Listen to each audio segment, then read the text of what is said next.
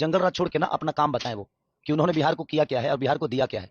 इस पे ज्यादा चर्चा होगी तो मुझे लगता है। और आदित्य योगीनाथ जी हम सबके गार्जियन है, वो यूपी में बेहतर किए हैं कि नहीं किए हैं यूपी के लोग जानते होंगे, लेकिन उनको एक बार बिहार की हकीकत जानना जरूरी है। वो भी किसी नेता के मुंह से ही जंगल राज सुन लिए हैं, क्योंकि वो तो कभी यहाँ रहे नहीं और ना ही अभी रहते हैं वो।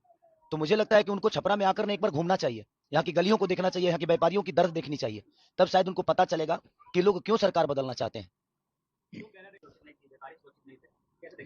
तो आज कौन सुरक्षित है? आज भी तो हत्याएं हो रही हैं।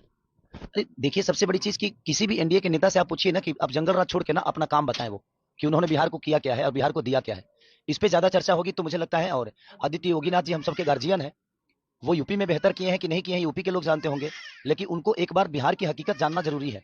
वो भी किसी नेता के मुंह से ही जंगल राज सुन लिए हैं, क्योंकि वो तो कभी यहाँ रहे नहीं और ना ही अभी रहते हैं वो। तो मुझे लगता है कि उनको छपरा में आकर एक बार घूमना चाहिए, यहाँ की गलियों को देखना चाहिए, यहाँ के व्यापारियों की दर्द देखनी चाहिए। तब शायद उनको पता चलेगा कि लोग क्यों सरकार बदलना चाहते हैं।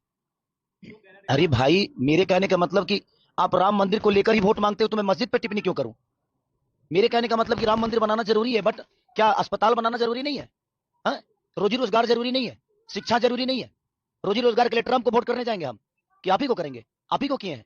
मैं ये कह रहा हूं कि आप बनाइए, दुनिया में सारे हर जगह मंदिर बना दीजिए, लेकिन मंदिर से हमारे बच्चों का भविष्य तय हो जाएगा?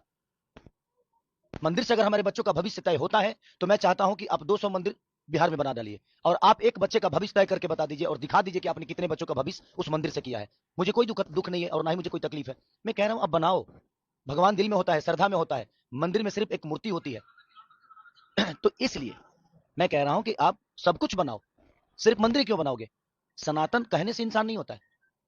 हमारे दिनेश भैया कह रहे हैं कि मैं यदुमुल्ला हो गया, मैं यादव कुल का आदमी हूं ही नहीं। भाई, आप 10 साल बाद आपको सनातन याद आया? 10 साल पहले जब आप सिनेमा लाइन में थे और आज भी है, तो आप मुसलमान के कैरेक्टर में फिल्म क्यों करते थे? आपको नहीं करना चाहिए था।